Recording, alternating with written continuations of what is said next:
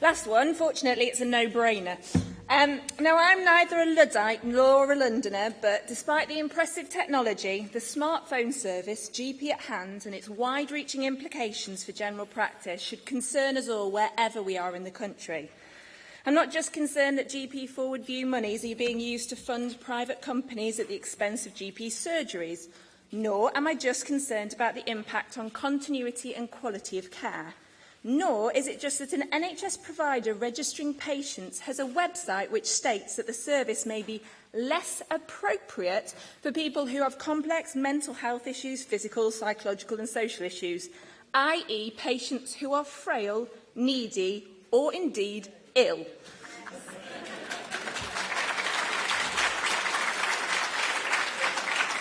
My concern is that this service is simply wrong. The key ethical principle here is that of distributive justice, the equitable distribution of healthcare resources across all socio-economic groups and population sectors, even if, as in this case, when resources are scarce.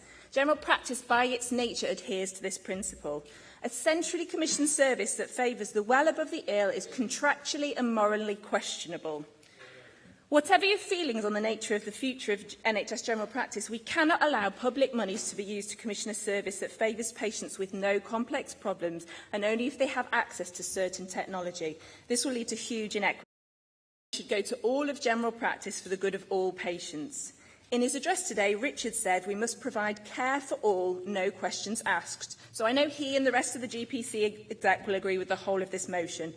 Any discrimination or inequity is simply unacceptable. So little two, I know nobody wants to speak to the Secretary of State, but we need to on this one. This service will destroy traditional practices. Practices will be left out of pockets with registrations lost to GP at hand. Capitation remains the same, whatever an individual's health needs.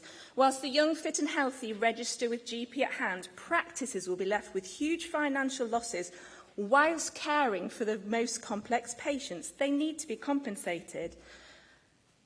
In part, we all rely on the funding from the well to support the unwell. That's the welfare state. If that money for the well is lost, there will be no services left for the needy. The result, surely the collapse of local general practice. And yes, at the moment, this is a local issue, but soon it will pan out nationwide.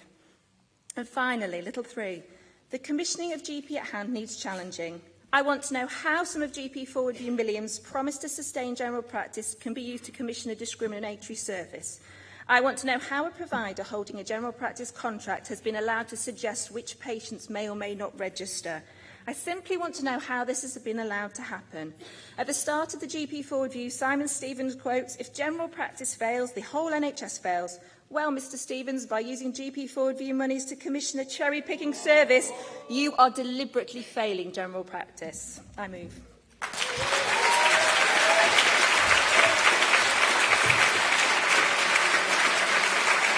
Thank you.